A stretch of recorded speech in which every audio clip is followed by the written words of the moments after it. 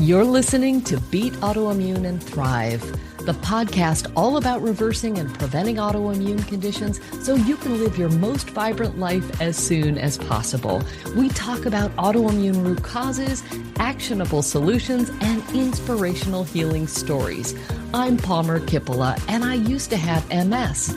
Today, I'm an author, a speaker, a functional medicine certified health coach, a pickleball player, and nature lover who's helped thousands of people reclaim their health and their best lives. Let's dive into this episode. Hello and welcome. I am delighted to be here with Nikki Gratrix. Nikki is an award-winning, internationally renowned functional health practitioner. Since 2004, she's completed over 10,000 consultations, helping people to overcome fatigue, get their lives back, and live an abundant, fulfilling life. In 2005, she co-founded one of the largest mind-body clinics in integrative medicine in the UK, and in 2009, her clinic won the award for outstanding practice. Nikki has spoken on over 40 online health summits, reaching well over 1 million people, and she recently co-hosted the Trauma and Mind Body Super Conference, the largest ever online event on overcoming emotional trauma, with almost 200,000 attendees, which is just staggering, and it speaks to the profound importance and awareness that people are getting about this mind-body connection and the connection to the advent of diseases in later life. I view Nikki as the spokesperson for the landmark ACEs studies. And as you'll soon see, this powerful research should be front page news, but sadly, it doesn't get the attention it deserves. Nikki is articulate, she's passionate, and I'm absolutely honored to have her join me. Nikki, it's such a pleasure to connect again, this time online. Thank you so much, Palmer, for having me. It's great to be here, and I'm super happy and excited to support your community as well. Fantastic. Well, we are honored to have you, and we're going to go deep into this enormous realm and this profoundly important realm of childhood trauma, but not to stay there. Yeah. As you'll all soon see, what happens in childhood doesn't stay in childhood. And I've written about this topic myself in the Address Stress chapter of my book, Beat Autoimmune, because now we know that these adverse childhood experiences are the setup for autoimmunity and other diseases even decades later. So I want to quickly set the stage first, that we're going to dig into some tough stuff that might be new or shocking to some of you. It might be familiar territory to others, but it's hugely important that we go here, because as you'll soon see, there is so much hope. No matter your ACEs score or your personal story, there is so much you can do to overcome this trauma. And on the other side of the setup for this, we will delve in to the hugely hopeful realm of healing. So Nikki, I want to start with the beginning. Can you give us a brief review of the ACEs study just to set the context of what we're talking about here? Yeah, so the ACEs study, the reason that I spoke on about 40 summits and got the word out more about the ACEs study was that I think, people have vaguely heard that stress is bad for you, and they understand there's a mind-body connection. But what the ACEs study does is really brings it it makes it impossible to ignore, because the ACEs study was done by the CDC and Kaiser Permanente, and it was a big epidemiological study of over 17,500 adults. That's where they started. And it was back in the mid 1990s. And what was interesting about this study is it wasn't just looking at minorities, it was the whole socioeconomic sort of spread of people. And it was very prevalent what they found with adverse childhood events. It was across, white middle class communities. It didn't save you if you were above the poverty line from having exposure to these.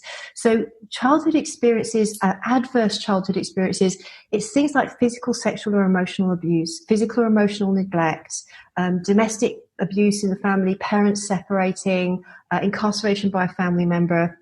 I'll just make a point that a couple of those, like emotional neglect, for example, there's an epidemic of kind of unconscious stress and trauma that we are carrying as a society that it's been silent up to now. And it's another reason why we're trying to educate people to start to reconsider whether they did actually have some adversity in childhood or not. And 99 times out of 10, everybody's had something. Everybody says, I had a great childhood. And it's like, well, let me just ask you some specific questions about that. Emotional neglect is not about what happened. It's about what didn't happen. Much harder to self-report.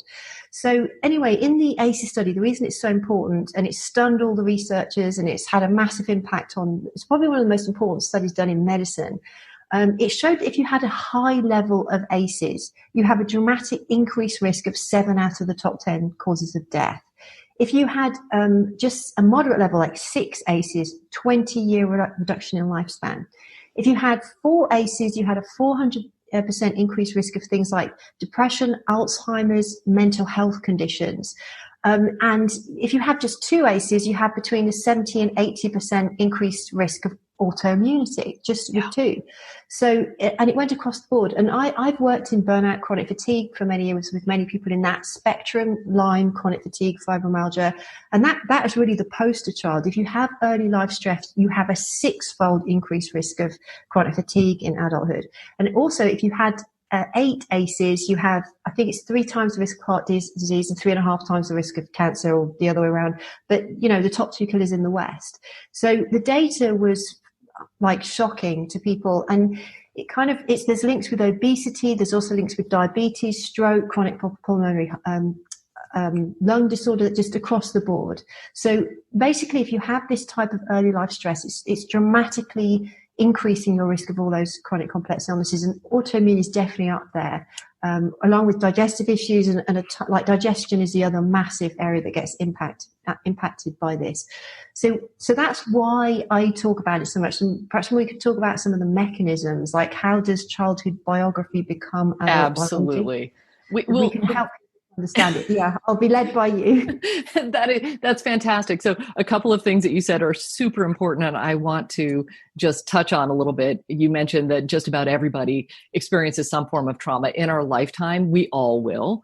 But yes, they found in the study that I think something like 67% of all the people that responded to this questionnaire had at least one adverse childhood experience. And if you had one, there was something like an 85% chance that you had 2 or more. And so a couple just quick things. The survey itself wasn't comprehensive in the sense that it didn't include every single possible trauma. It didn't include the death of a parent. It didn't include being given up for adoption. I think there were some that were missing that we can extrapolate and say that those particular events that happen in childhood, you can just give yourself another point for those. Really. And for those people who said, I had a fantastic child, there's no problem, but you are not healing and you're eating the perfect diet, you've healed your gut, you're exercising and sleeping. I would submit if you're still having autoimmune issues, there actually may be inherited childhood trauma. So we can also touch on that a little bit, because epigenetically now we can actually inherit things that happen to our grandparents, right? Exactly. That's just a really good point. And I didn't mention that 65% of all the people in that survey, 67% said they'd experienced an ACE. And of those, 80% said it was at least more than that. When I interviewed Professor Bessel van der Kolk, who's the world leading expert on trauma, New York Times bestselling author, most published author in the area, and a hero to many of us in the area. His book, The Body Keeps the Score, over 1 million people have read the book. He said that the ACEs study was it was a brilliant study. It was a landmark study, but it was too superficial to elicit everything that was actually going on. They missed categories because they weren't expecting the results that they got. Right. So they just picked the 10 categories where there was research done on it. So, things like being a victim of racism, homophobia, all the kind of cultural trauma. And we know that 3rd generation survivors of the Holocaust victims have the same physiological and psychological expression as their grandparents who were in the Holocaust. And that's also been proven in other studies, mainstream studies as well. So you definitely can. It's amazing to consider that you can actually inherit the impact of a trauma happening to your mother, even when it's in utero, that gets passed on to the baby as well. The in utero is an important time too, but something earlier that happened in your mother's life before you were even in utero can affect your genetic expression. So it's extremely important to, yes, when you look back on your own ACEs, there's a lot of reasons why I've got an extended ACE score to do on my website, because there's this, it's a little too superficial, but you can do the standard basic 10 item questionnaire. But then you kind of want to go a little bit deeper and ask different questions to get things like emotional neglect, or certain sort of things that we've all become desensitized to, and they don't even classify it as actually quite traumatic. So so for all of those reasons, and thinking about what happened, how was your mum? How was mum feeling when she was pregnant with you? What was the birth like? All of those kind of things count, and consider them as well. And don't, I have tons of people ask me, is this an ACE? Is that an ACE? Most of the time it is. So yes, if you're in doubt, yes. So it's pretty easy to rack up your ACE score, and we're going to get to what you can do about it shortly. But hang with us, because I think it's super important to build this level of awareness. And I think I always like to provide the facts and the history so that people can make the connection in their own mind of what happened. So this stuff happened in childhood. So what? You might just want to sweep things under the rug, right? You might just decide, okay, that happened. I'm just going to move on with my life and not think about this stuff. But now I don't know why. Like for me, I developed MS at 19. And I intuited that chronic stress was at the root of the MS, but it took me years to unwind from this.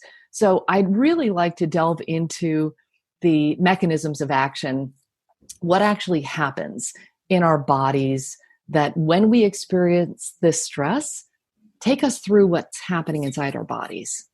Okay, so we'll get into that. One thing that I just want to make clear to people is that when we're talking about developmental trauma, yes, we're talking developmental means below age 18, but we're also talking about developmental trauma is not the same as PTSD, post-traumatic stress disorder. And developmental trauma is a type of relational trauma. Actually, another name for it is attachment trauma. So if you notice all the categories of things we talked about, it's all to do with what I call OP. It's all other people. So it's all to do with things that go wrong, inconsistencies, chaos, disorganized signaling that we generally are getting from our key caregivers, which usually is a parent. So with PTSD, just so that people know, that is a diagnosable condition that you would have in response to a discrete single event. So things like an assault, things like a car accident, things like, let's see, being in a war zone. So PTSD is a diagnosable condition, and it's usually to one discrete event. There are similarities in some of the symptoms. So you are keyed up, it's harder to sleep, you are stressed. But the triggers tend to be related to that incident, anything which reminds you of the one incident.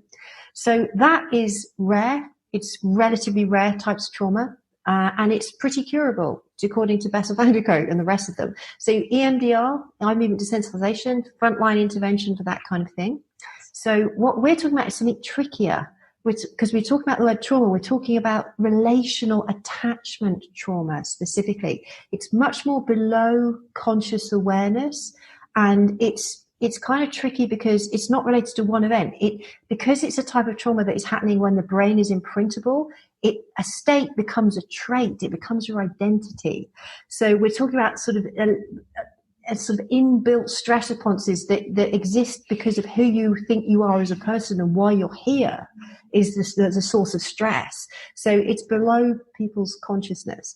So I thought it was important to kind of explain that, because it's quite easy to explain the mechanism, because you can look at any stress study and just see how that epigenetically affects the body. And we'll talk about how it affects the epigenetics, the biochemistry, the neurology, and the biofield, because we have energy fields as well. So that attachment trauma imprints everything. So the sort of stress from that trauma, it's not just the fight flight response or just the hypothalamic pituitary, the HPA axis. It's the whole body is responding to the stress.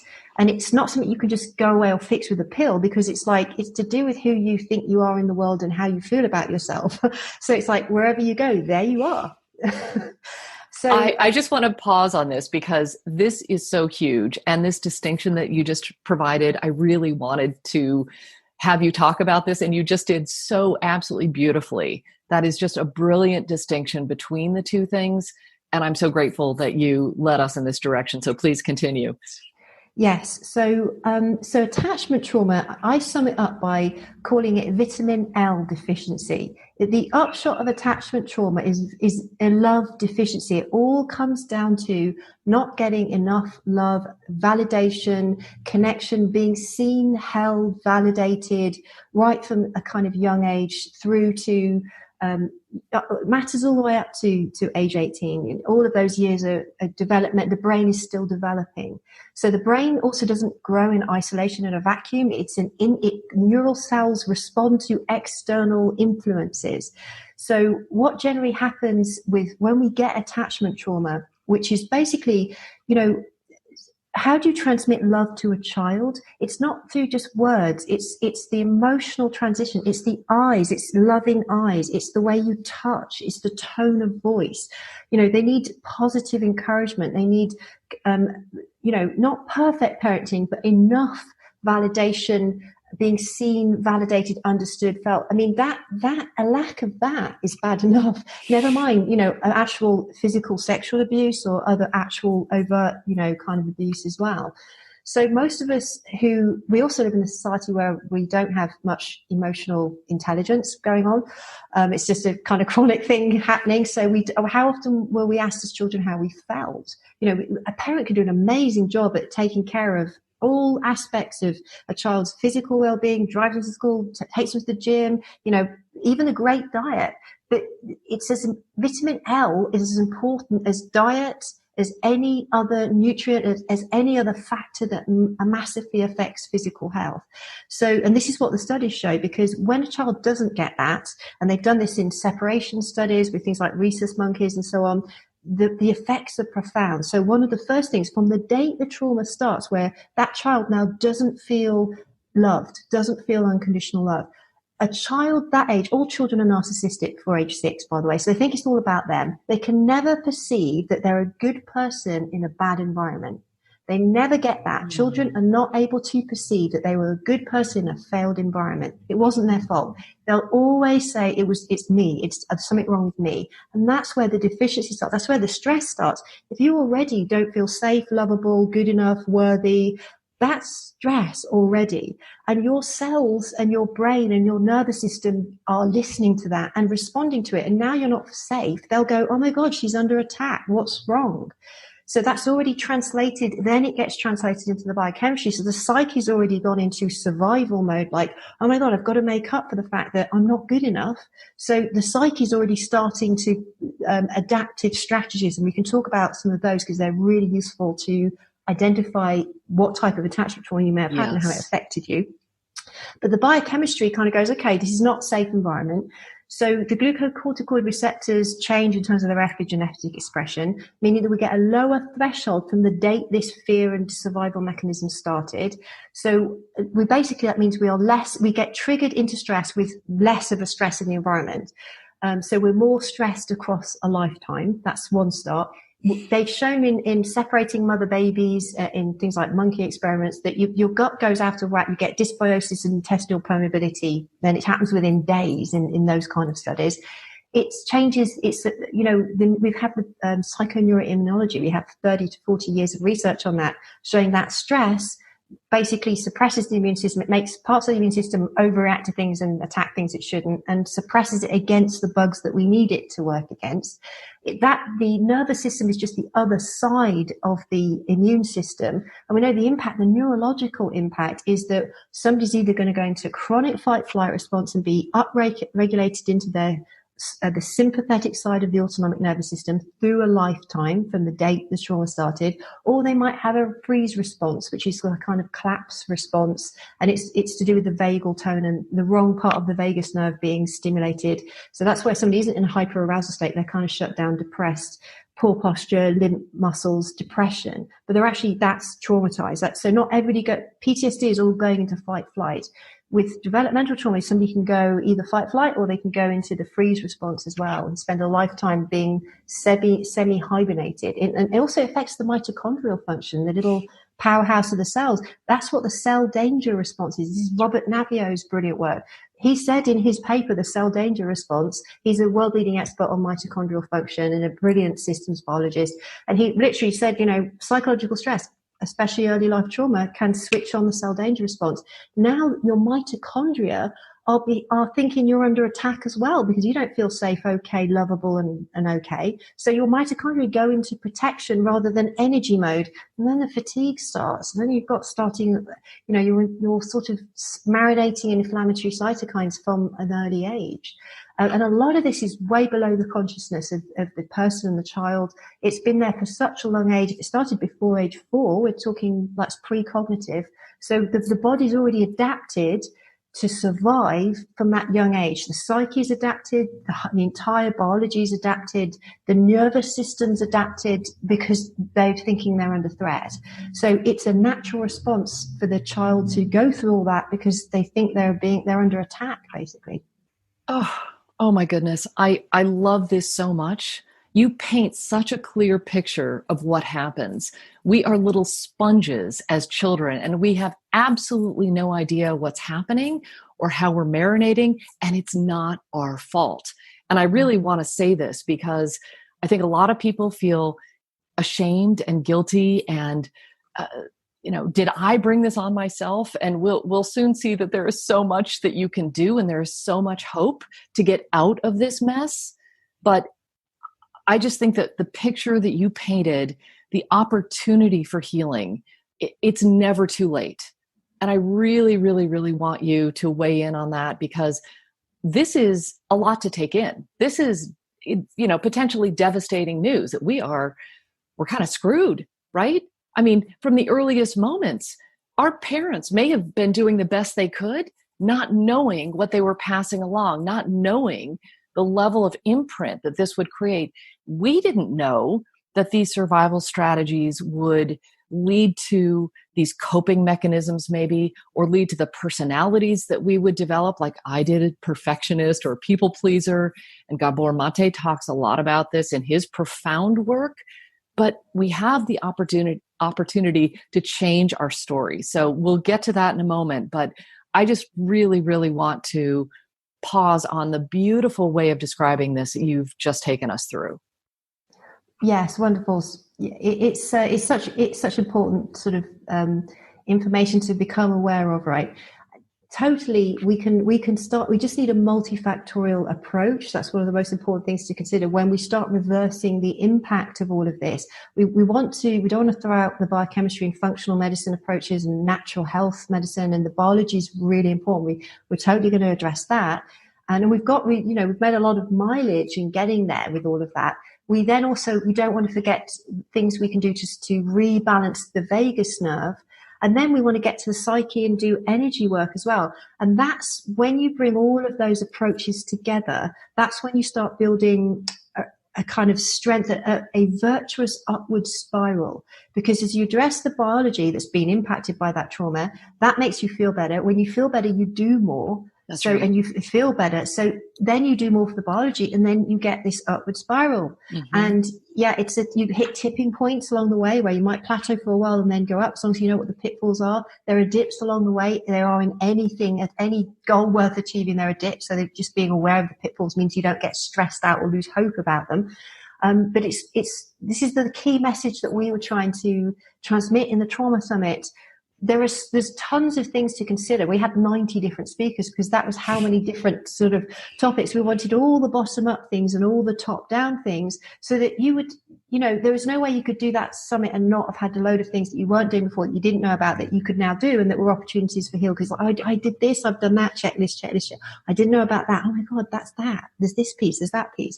So there's absolutely tons of solutions. It was, it's just getting the awareness out there. Yes. That you want to consider this, and B, that there are already solutions that are working for people. So it's just getting people on the train now of the next thing is, don't just think about functional medicine, but also bring in the full mind body. This is let's move from just functional medicine to full mind body medicine and treat the whole person truly this time, and not kind of think we're being holistic when we're just doing the gut. That's one bit. It's kind of just one bit. That was one of the key messages. So yeah, it's one of the interesting ones. I'll just give you an example of a few of the bottom up things that are really important. We were trying to tell people, explain to a lot of the psychology community how much they were missing out on not knowing about some of the functional health approaches. So you might have one of the symptoms of developmental trauma is chronic depression and anxiety, or you might just be very sensitive and anxious in general. One of the most important things you can do to get rid of 50% of that overnight is actually eat a diet that manages your blood sugar. Kind of, like a diet to manage blood sugar, or knowing about circadian rhythm and the timing of exposure to sunlight, blue blocking glasses in the evening time. That's Harvard research about the importance of quality of sleep, what time you get up in the morning. Circadian rhythm can normalize adrenal sort of imbalances just by changing lifestyle factors like this. And then you go a little bit more advanced. So one of the things that I discovered recently that came to me it's just all my clients have got it. One of the things that early life stress does, stress in general, but especially early life stress, and it's been there for a long time, it triggers pyroluria. So this is one of the most important ways that this early life stress transmutes into the biology. And pyroluria is basically 15% of the population have it genetically anyway. And the rest, everybody else, which is probably 85%, have it epigenetically triggered by stress. It's a condition that's triggered by stress. It basically means you get deficient in zinc, B6, manganese, and a few other things like iron, biotin, and so on. If you're zinc, manganese, and biotin deficient and B6 deficient, all the neurotransmitters are going to go out of whack. You need B6 for serotonin, dopamine, all the balancing, feeling good, GABA is all B6 dependent. Something called methylation needs those nutrients. And when basically there are more people, I believe, being shut down and have low methylation because of those nutrient deficiencies than MTHFR, although that's another factor, which is the genetic mutation that makes methylation slow. Methylation is a huge thing that impacts the entire biology. It's going to make you, and this is why early life stress potentiates the impact of all chemicals, toxins, mold, heavy metals, because what you're doing is that you've turned down the body's ability to detoxify. Methylation's down, sulfation's down, the digestion's not as good. You've probably got slowing bowel movements. You're already not feeling great because your neurotransmitters are kind of all over the place or basically low. So you're priming the body at a time when we have more than ever toxins going on in the environment. You throw in, then it turns into the perfect storm. You throw in, the early life stress, then the exposure to all the chemicals, the toxins going on, mold, which is now coming through.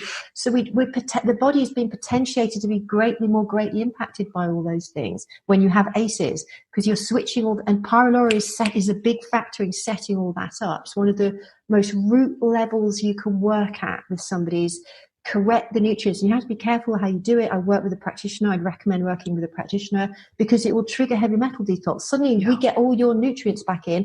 Wow, you're going to start clearing out the heavy metals. The methylation will switch back on.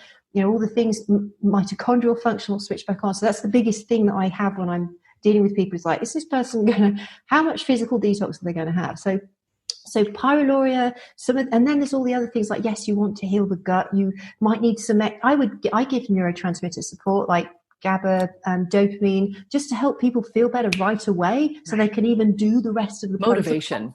It's motivational. It's so super helpful.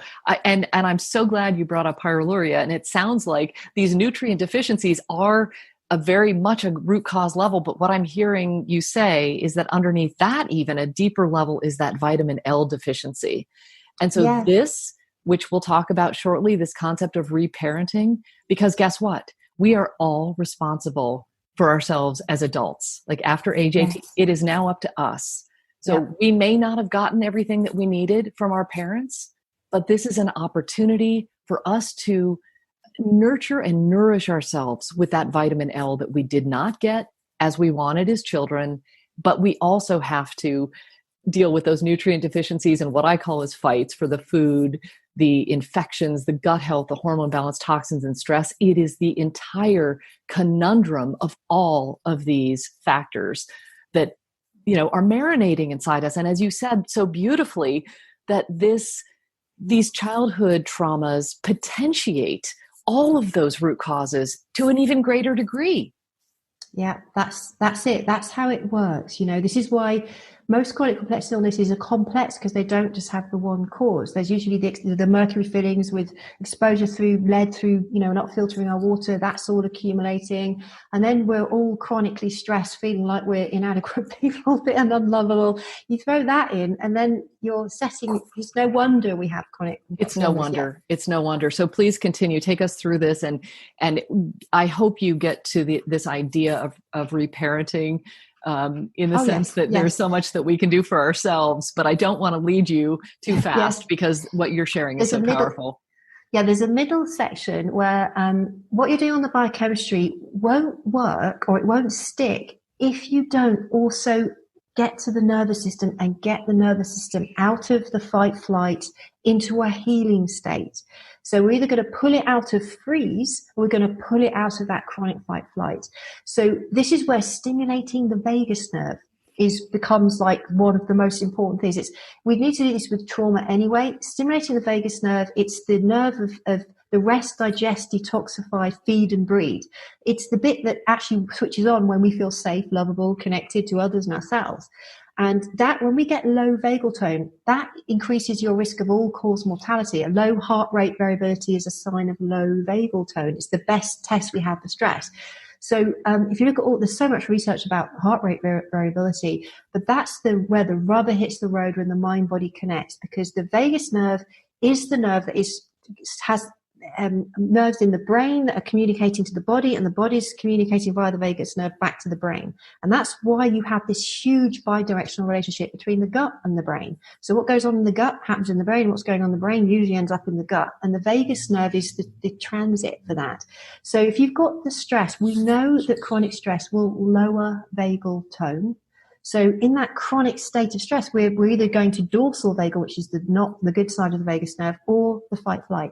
So with this lowered vagal tone, you need the vagus nerve to innervate the gut. So it's for stomach acid production. It's for pancreatic enzyme production. It's peristalsis. It's the migrating motor complex. That's all innervated by the vagus nerve. All the sex hormone, like the sex organs, so basically, vagus means wandering in Latin. It's the 10th cranial nerve, starts in the brain, and it meanders throughout the body. So, and it's also been called the nerve of compassion, because when you have high vagal tone, you basically also feel better. So they've done studies showing that when you meditate on loving kindness meditations, you can directly increase your vagal tone. So just think what you're doing. There's another explanation. That's another way the mind and body are completely connected. So if you're in a state of survival all the time, semi-unconscious half the time, your vagal tone's down, and it's really hard to heal the biochemistry when the vagus nerve is not turned on properly.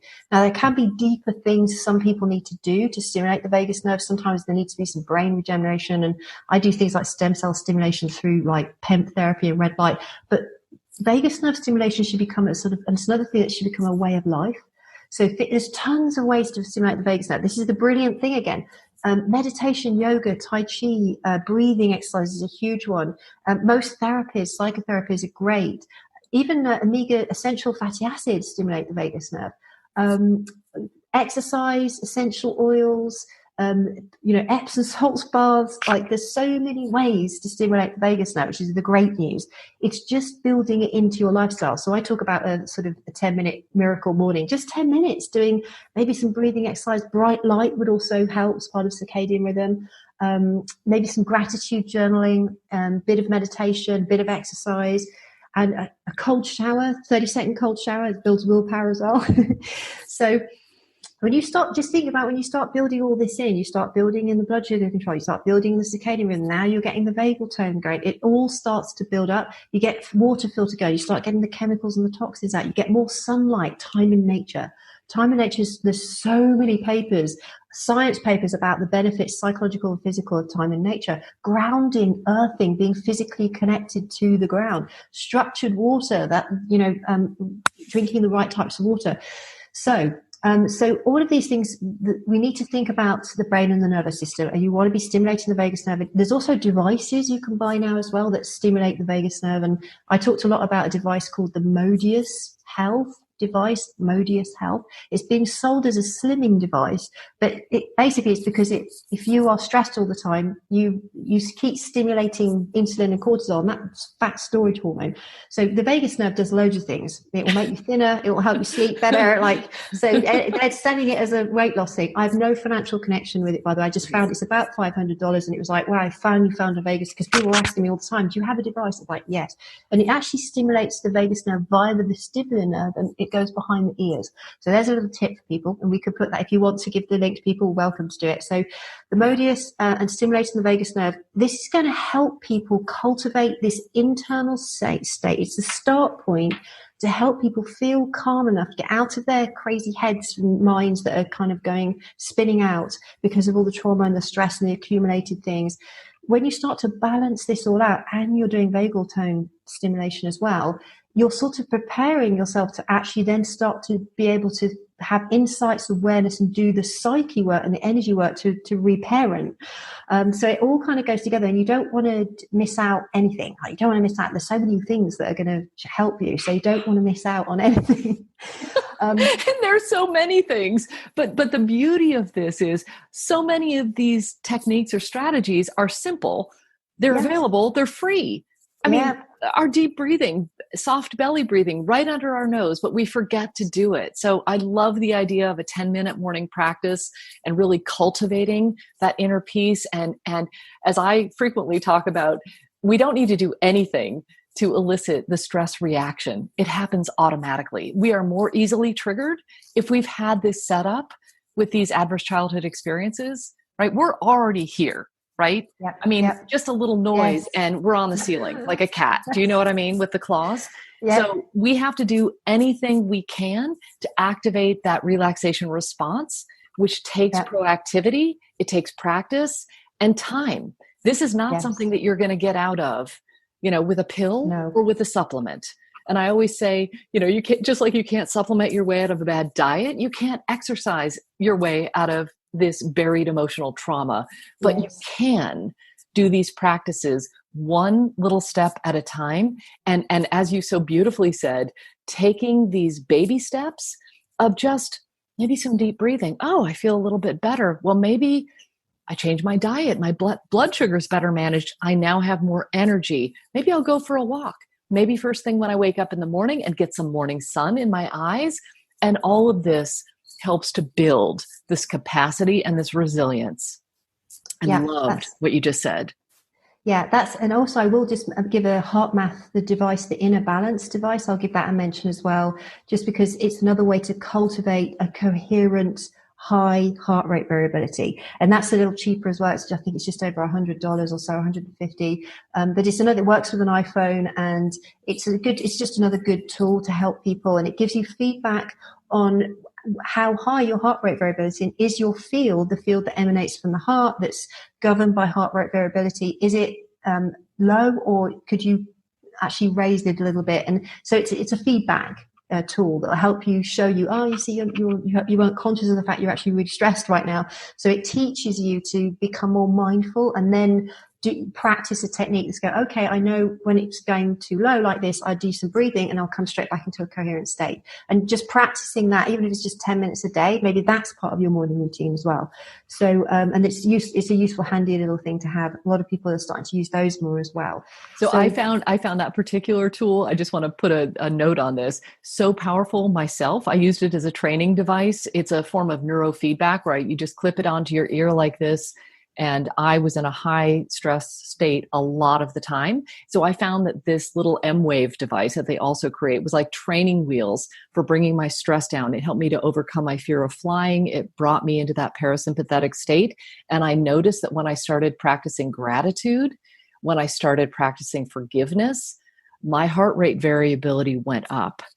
And when I was in a state of stress, the heart rate variability goes way down again. So that was so profound for me that I decided to become certified as a HeartMath practitioner. So I went and got trained in this because it's that powerful. And these are tools that anybody can access, and it gives you that instant feedback, which can really help you know if you're on the right track, right?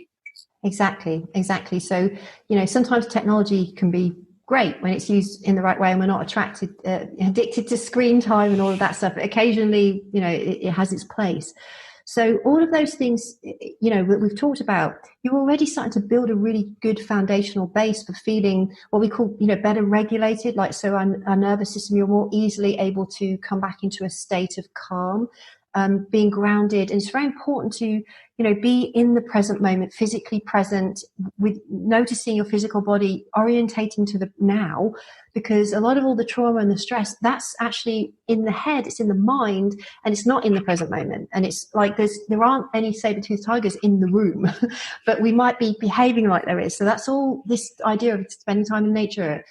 Time in water is actually wonderful as well. Like, it will also neutralize emotions and things. So all of those techniques are all part of it. And then the next step, I would say, that's really important for people is to start to identify how they may have adapted to a little bit of a deficient environment. And most of it's really hard to get 100%, there's good enough parenting. It doesn't have to be perfect, but a lot of us usually missed out on something or worse. So one of the tools that I recommend and use is I actually use the Enneagram system. It's a personality typing system. And the reason I'm recommending that is because there's a lot of research and there's a lot of practitioners using it. So there's a lot of input and thought and a lot of people kind of working with it. So it's not something I created. It's out there already. And in my clinical practice, we started to notice that there were certain types, personality types, that were definitely prone to, I'd say, the spectrum, including autoimmunity, chronic fatigue, fibromyalgia, that entire spectrum. And on the Enneagram, Ennea means 9, and it's 9 different types of personalities. And basically, there are some basic sort of constitutions that we are born with genetically that are going to dictate how we respond to a bad childhood, basically. So there can be the same external event and two people react completely different. So, and they're just genetically, constitutionally built that way. So some people will, as a sort of quick summary, some people will have a fight response. Some people have a flight response. Others have the freeze. And there's another group that go into fawn. So that's where the people-pleasing side. So there's a kind of overall picture. So it's all, these aren't bad things. There's actually strengths to all of this, each of the Enneagram types has amazing qualities. But they have an unhealthy side that usually comes about as an adaptation to not getting their fundamental vitamin L in childhood. And it's only when it starts to get really out of balance that then it starts to become like, this really works to survive in childhood. It's not something that's helpful now in adulthood. It's something that you might want to actually recognize, start to become aware of it and realize, oh my God, I'm an adult and I don't need to do that anymore. I'm not powerless any longer. I have the power to release behaving or responding in a particular way because it saved me during childhood. So we don't want to judge it at all, but it's something that has become non-useful now. So some of the key types are, the names are sort of self-explanatory. Like type 1 is the perfectionist. It's actually, they call them the reformer as well. Type 1s, for example, can be, they're amazing, industrious, kind of mission-driven people. But if things go not so great in childhood, their core fear is basically they got the vitamin L deficiency and they translated it as, okay, if I just get things perfect, if I just do things right, I'll be okay. And it's a deep-seated, semi-conscious drive, and it'll drive your whole life. It will drive, pretty much you can drive what you do in your career, how present you are to yourself and other people. You can lose your boundaries through this perfectionism. It causes a great deal of stress. There's a lot of inner directed anger in type 1s, a lot of criticism, and then it becomes inner criticism, then it becomes depression as well, because it's no fun if you sort of made up for a vitamin L deficiency by thinking, oh my God, I just have to be absolutely perfect. And so good luck with that. Yes, I know. And this is how we all choose. We all have a particular strategy. So perfectionism is one. Type 2s, there's a whole group of type 2s are amazing. They're completely loving, empathic givers. They're overrepresented in all the helping sort of nurses, doctors, therapists. And the giver types, they're naturally very empathetic. They're the sort of consummate idea. When they're healthy, you want them to be your friend. They're the perfect parent. When they get on the unhealthy side, you see, they will downplay their own needs, and then they can end up helping everybody else to the degree that they end up just forgetting about themselves. So they're basically downplaying their own needs. In fact, they find it hard to express their needs because they were humiliated and rejected for having needs as a child. They were met with a non-responsive parent, for example, or an angry parent when they expressed natural human needs. So they learned well, I have no needs, and it's a dissociative condition where it's like, oh well, I'll just forget my needs and I'll just love everybody else, and then I'll get love because I give so much. That's a fast line to burn out as well. No boundaries about self-care. So you have the giver type. The achiever type. So the achiever type is the type that only got love and attention when they achieved something, or they achieved wealth, or they were pretty enough, or they became a human doingness, because that's how they were valued. So they feel nothingness if they don't. So there's a deep-seated unworthiness. That we're talking about addictive behaviors. This is addiction to overgiving, addiction to perfection. It's addiction. It's a compulsive behavior that we're only semi-conscious that it's driving us all the time. But it's the nervous is on, but because it's the core identity and it's there all the time. So this is much more where all the stress is coming from. It's not just, you can have, by the way, the way that people use stress is that word, too many emails, taking the kids to school, just, a busy diary. That's like, you get, by the way, that if you were living in that state, it's the equivalent of 1 ACE on the brain scan. This brain scan showed that's the equivalent of 1 ACE. It was Dr. Keisha Ewers who taught me that, so I didn't know that. But but it's that kind of chronic unconscious stress where it's actually, we don't realize one of the biggest things that we have when we basically we were narcissistic as children, so we didn't realize it was the other person's problem, it wasn't ours. Self-hatred. And it's a huge issue. It's below the radar of most people, unless you've done a lot of some of the deeper work to actually recognize how much you're self-rejecting and self-hating. And we've got it at epidemic.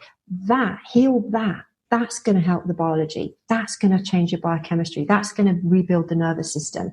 When you finally, you can afford to relax. One of the things that we have a big difficulty with is just relaxing, because we might actually start feeling like depressed, and everybody's scared of feeling depressed. And it wasn't okay to do nothing, because we got this message consciously and subconsciously through our parents who feel the same way as we did, that, it's not okay. You've got to be a doer. You've got to achieve something. Are you working hard? Are you contributing? You're getting this wrong. You're not working. Doing. Yes. And then you become scared to death of taking rest time. It's a threat. It's a threat to relax and rest. And even people can't even sit. Do you find that sometimes with a level of anxiety and depression, I find that there are types of people, this is no judgment. This is just what is, that when you're feeling that level of fear, sometimes it's hard to just sit because you're afraid of what's going to come up. Yeah. Right? The tears that you feel like might never end if you actually get quiet. So we'll talk about what you can do if that is happening for you. I just wanted to make sure to address that. Yes. So I encourage people to go to, if you want more information that's free, go to the enneagraminstitute.com and under Learn, the tab called Learn, and you can see all the types. Reading them is a good way to start to identify which ones maybe your predominant one, and maybe a secondary one. And just awareness, you already did awareness, things can start to evolve and change but you've got to do this first. So step one is like, awareness that is actually how I feel. My goodness, I spend most of my time being in that particular state. And there's the anxiety type, there's the peacemaker, there's the challenger, there are types that are kind of a little bit more anger driven, and they come a little bit more sort of on the unhealthy side. They can be a little bit more sociopathic. So we can tend to either sort of go more towards the people pleasing and the dissociative types. That's more of a female response. There's definitely a difference in the sexes in response to trauma. So the same trauma, developmental trauma, men go more into fight, flight, women go more into freeze, dissociation and fawning. That's just in general, obviously, because you've got men and women who are in the other categories, but there's definitely a difference in how we respond. So that's a kind of a good step, is to start to think, oh my God, I'm actually a raving addict to workaholic, and, kind of like really getting it. That's me. Yes. Or, kind of still very fear driven and all that stuff. So it's much deeper, and it's identity level. So, and then I guess there's sort of, and this is, I think, it's a key area, and to your point, where like trapped emotions this is the other key area. And I talk about this more in energetic terms. It's like we have an energy field, and memories and emotions don't just get imprinted on the nervous system, the biochemistry, and that memories are ultimately stored in the field around the body. Even the neuroscientist Carl Preben said, if you cut up a neuron, you're not going to find a memory in there. They've never done that. They've never found it. Memories aren't stored, like trauma memories are not stored in the neurons or in between in the synapses of the neurons. You won't find them.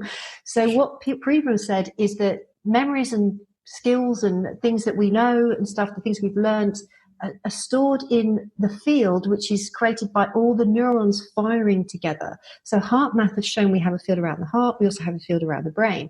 The field around the heart is 100 times stronger than the field around the brain, by the way. And that field, the biofield, which is probably a couple of feet all around us, this is where trapped emotions that are out of our awareness, that like repressed anger, like all the peacemakers out there, kind of the lovers and kind of don't want to acknowledge, they'll always compromise themselves and their boundaries in order to be non-confrontational or keep the peace. And so all this rage and anger is like stuck in their energy field right there, causing havoc, causing all kinds of distortions in the energy field, which translates again into the biology. So that's how I talk about where there's a lot of the best energy psychologists, even for PTSD, they're all energy psychologists. So EMDR, eye movement desensitization and reprogramming, it's based on Chinese medicine principles, like moving your eyes while thinking of a memory. There's no talk therapy involved. It's not an intellectual process. Right. I think this is what Bessel van der Kolk, I don't want to trash to all talk therapy. That definitely has its place, and a really good therapist can be a great person to help you see how your defenses are, what your defenses are, building social bonds which you can't do on your own. So there's a place for the it. Distortive thinking, right, which is so important to catch and then release. Yes, so talk therapy is important, but as Bessel van der Kolk said, yapping doesn't work. So in the interview, he was like, yapping doesn't work. Okay, so not for about trauma, anyway. Tapping. Yes, exactly. So this is all energy psychology, EMDR, they're all the energy psychologists. Neurofeedback, PEMF devices, red light therapy. I mean, that's all energy medicine. So PEMF therapy we're using that with PTSD and so on. So some of the best therapies are actually at the energetic level. And one of the things that I've started to champion, and it's my next big thing, and it's all part of my emotional detox program. I absolutely love sound therapy. So if you think about emotions aren't nothing, and the associated memory with an emotion, it has a frequency. It has HeartMath have actually, as you probably know, I'm sort of telling somebody who knows here, but they've made a correlation. They can look at the reading of heart rate, somebody's heart rate, and can tell what emotional state somebody's in 75% of the time, right? So if somebody's in a low negative emotion state, that will be showing up in their HeartMath can say that person's angry or low depressed. So there's a clear electromagnetic imprint and informational imprint in the field. And if you're sensitive, if you're a healer, or if you work with things like sound therapy or PEMF therapy, you'll be able to feel it sort of sometimes on the surface of the body, but you can also use a tuning fork, and you can move through the person's energy field, and you can hear the tuning either going, and it's going because that's an anxiety, or it's really, really low and it's like not a good tone. It's kind of, okay, there's a little bit more depression here, there's a flatness. And so one of the most important things we can do to heal trapped emotions, some of it is becoming aware of it, although you don't even need to do that. You can just do sound therapy, and you can oscillate these sort of resonances that are in the field, oscillate through tuning, resonance, and you can basically break up the distorted emotions being stored in your field. And this is what the brilliant Eileen McCusick is doing with her sound therapy. We had her on the Trauma Summit as well. It's brilliant work, and I did her training, and then I put my own proprietary process, but I had to learn the basics from her. So I teach people how to do biofield tuning with my guided meditations on themselves. But part of the process is identifying, okay, what emotions do you have that you need to transmute? So, and the Enneagram types, there's a whole, you can actually work out, I've probably got a load of anger and self-hatred, fear, shame. And, and you can just then you have to laugh about it. It's not that, these emotions are I've got a whole section. We won't have time to talk about it today, but emotions are really important. They are always true. They're not always right in the sense we want to act on them. They will tell you the truth about how you are, what you think in the world, how you feel, how you responded to events. Emotions are always true, and they are a really important navigation system. If you are not connected to your emotions because you've had an emotional neglect, for example, you will you can make wrong career choices, you can be with the wrong people, you can just end up with an emptiness inside where we just can't put your finger on it, but there's something missing. And this is what happens with emotional neglect. Childhood emotional neglect is so important, and we're not an emotionally intelligent society enough yet. We're all caught up in IQ, and we need to move more to EQ. And a lot of people, they have painful emotions anyway, so who wants to connect with them? So we block them, we numb. check out, we numb, we intellectualize, we analyze, right. we check out, we spiritualize. So we go up here, or we just, just damp it down and be industrious and ignore it. And if an emotion comes up, we just shunt it away. Hardly ever feel our emotions. And then we have all this stuff about, oh my God, if I feel an emotion, I'll just feel it forever and it'll never go away. So it's learning emotional mastery, how to connect with an emotion, know the meaning in that emotion for you, and then also be able to release it. So it's not like we're never going to have negative emotions. They have a role to play. We just don't want to live there. We don't want to live in emotional negativity. That's all. And that's why that's where the tuning fork therapy. And sometimes we're just holding on to emotions that are no place. They have no place with us. They don't belong to us anymore. They're not ours. We don't need to hold on to them anymore. We just need to let them go. And I'll use sound therapy for that. You can use EFT. We mentioned EFT, MDR will work for that as well. There's lots of different ways of releasing trapped emotions. And, I also use something called infoceuticals, which are energy imprinted informational water. That's working on the biofield again. It's a very gentle way. A lot of these emotions also get imprinted on water, by the way. We are in structured water, right. I've discovered. So when I work with people on emotional detox, we do a tremendous amount of hydrotherapy. So the best time to do sound therapy is if you're in the sauna, or do a lemon bath, like get in the bath, get in an Epsom salts bath, and it will neutralize what we've mobilized. So as we work on somebody emotionally, and it starts, because emotions intensify on the way out. So a lot of people don't know that. Yeah, wow. So emotional detox. There's as much to learn about emotional detoxing as there is about what can happen in a healing crisis on a physical level. That's right. So and there can be all kinds of things like what happens when you release, say, an emotion you've had your whole life and you've kind of been addicted to, and it's kind of been your friend, even though it was not a positive thing. And you thought it was normal. You thought it was normal because you've accustomed to it. It's become who you are. It's become identity level. So we're not even aware of it often. And it sounds like the main thing that you're saying here is for people to really get a level of awareness that they see this could be what's running the show for them. I think that's the first step in. Is that that seems to be the path out, is to have a level of awareness that this is actually happening. That's step one. Yeah, that's step one. Foundational. And then there's also knowing that when you discover all that stuff and kind of go, okay, reality check, and maybe it's not going to feel that great. The good news is there are tools immediately to start help releasing those things. And by the way, there might be some information that you need to take from how you felt, the truth about who you are. Anger, for example, chronic anger, that's a boundary setter. We need anger. We have anger to tell us when our boundaries have been violated. That's right. Fear sometimes has a role to help protect you. So that's always what fear is trying to do. Each of them sort of has this role. Depression is a brilliant stop sign from the soul. It's a time to slow down and stop and go, okay, why is my energy left? And there's information in there for you, really important information. Yes. Shame is what needs to be amended. And if there isn't anything, that's a good question to ask, because then it's just toxic shame. Another thing that you could way of thinking about vitamin L deficiency and sort of where we get this, it's basically self-love deficit. It's like a virus. We catch it from our parents, but it doesn't belong to us. It doesn't belong to you. Ours. They tricked you into thinking you were wrong, That's right. bad, not good enough, unworthy, not pretty, not capable, Not enough. not safe, not enough. They tricked you into thinking, you took it all on. And it's just like a virus that, like, just biofuel tune it away. Like, it doesn't belong to you. It's Raise the frequency. It's Raise not it yours. up. Yeah, and that's it. So this is a great way to think about vitamin L deficiency at its core. Self-love deficit, all the self-hatred, the guilt, toxic shame. Because there is actually, with guilt and shame, they will keep you in line to do the right thing even when nobody's looking. So it's how we have a civilized society, right? So your conscience. Healthy boundaries. Yes. So with others, so anger stops us from giving our boundaries away to others, but shame and guilt actually stop us from doing bad things to other people. It's only when we carry toxic guilt and shame, which is where it's self-hatred and it's come from a failed environment. Right. That's when we just like, hey, you've got full permission to release that now. This is corrosive. And as integrative cancer doctors know, the issues are in the tissues. Yes. We have to release this.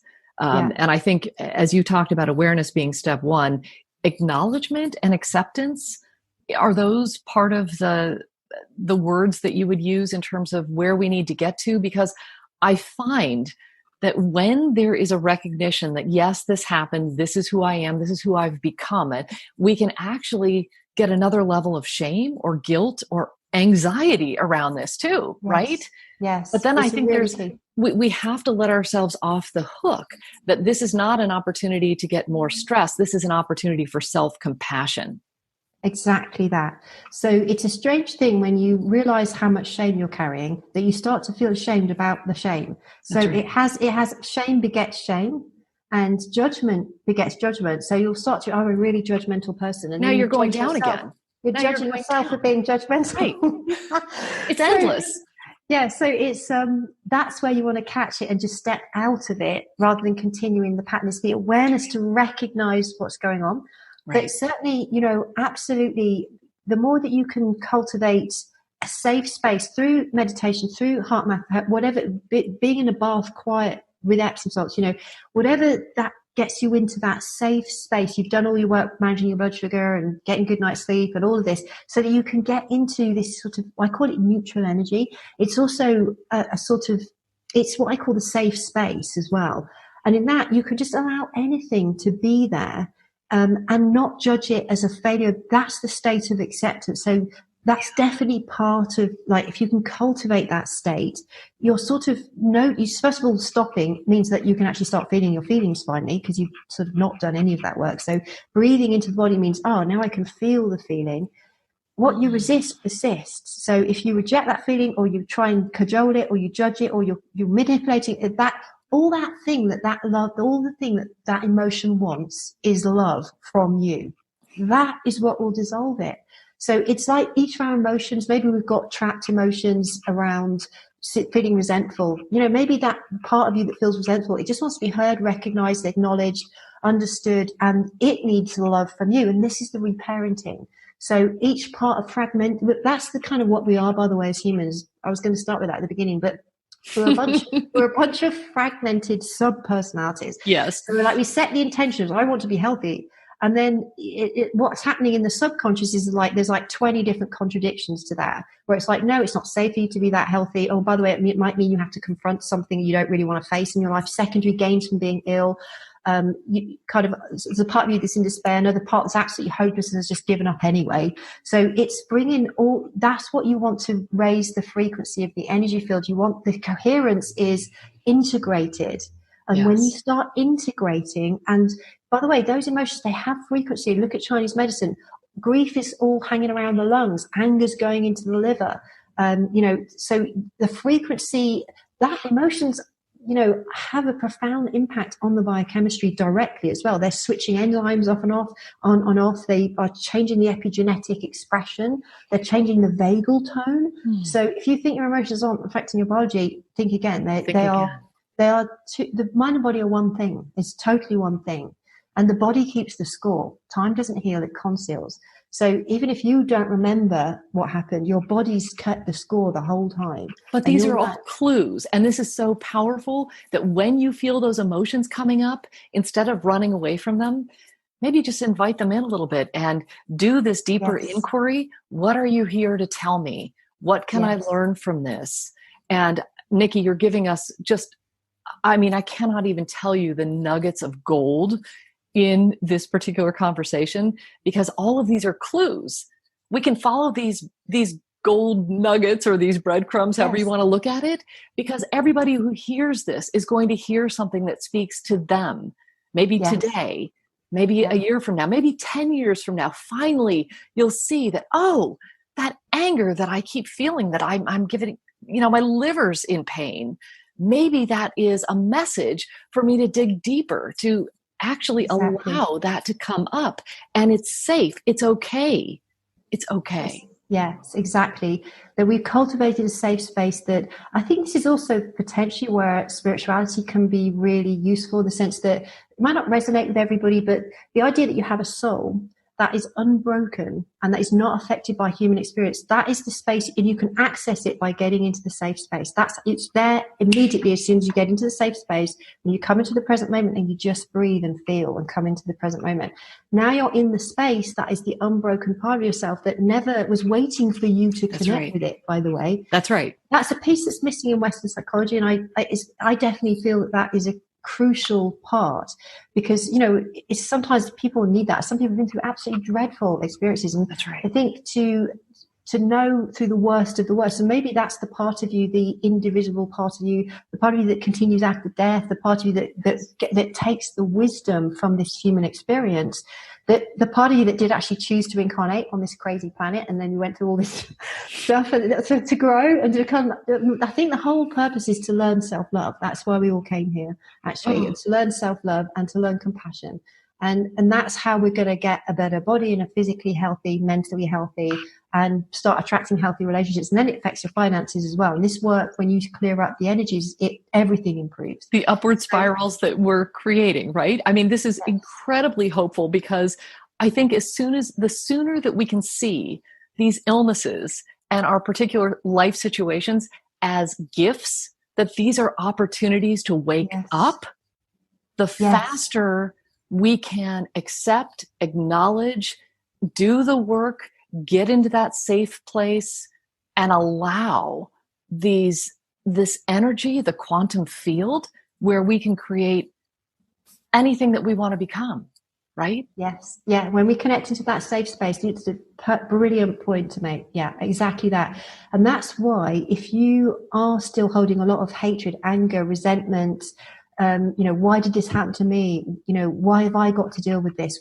If you're still holding on to a lot of that, part of the journey is to transmute that as well, to transmute that with sound therapy or do whatever you need to do to release it, and starting to get that deeper meaning. Like somehow, we're all on a hero's journey. That is the human journey, I believe. And, there are amazing role models that people can look to as well. Of if you think you've got it bad, there's always somebody who's like, oh my goodness. I mean, even Oprah Winfrey, she was serially raped as a child. She's impacted millions of people. Matthew Sanford is an extraordinary paraplegic, was in a car accident when he's 13 and family members were killed. And now he's the paraplegic yoga instructor and he's an inspirational writer and speaker around the world. So there's, post-traumatic growth is a real phenomenon.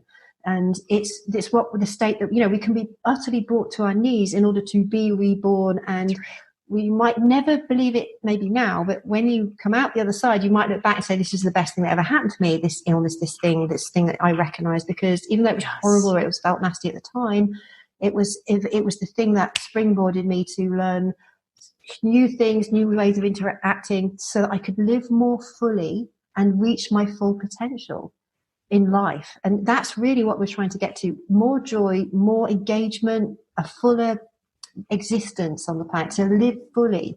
So that's also another good question for people, like how committed are you to making the change you need to get better? Are you ready for change? It's a really good question for people. Are you really ready to make change? Because you're going to have to change things. That's right. You will have to. And everything is going to change. Because when you change in your family, the play changes, right? Yes. All the roles, everybody is affected when you change. Yep. So this is a huge, huge question, but paramount. is actually what I, as part of what I teach in the emotional detoxing is, you know, when you lose whole chunks of yourself, you can go into a void, you can go into an identity crisis. You're going to lose interest in old hobbies, people, you won't be interested in certain people anymore. But this is not a bad thing. This is you ascending, actually. This is you becoming more you. You know, all that other stuff you were holding, you were attracting things that actually weren't meant for you. They weren't meant for you anyway.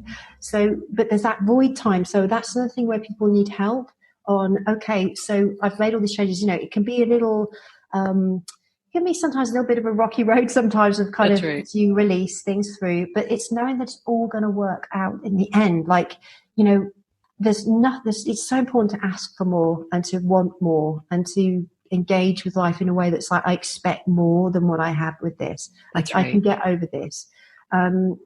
So yeah, there's tremendous hope, and there's so many role models, and there's tons of solutions to those who are ready for it. But it will involve change, and you better come to love change. So to love change, that kind of goes against the human nature in some ways, doesn't it? But just start loving change. That's one thing. Be prepared to confront. It's quite a confrontational. To confront yourself takes courage. To confront, so that's going to take some courage as well. And then there's just what's going to happen as you start to change as a person. Sometimes it's just learning how emotions release from the body. Sometimes intensification of depression or anxiety temporarily. And then you'll be given tools. That things will come to you about how you move through that as well.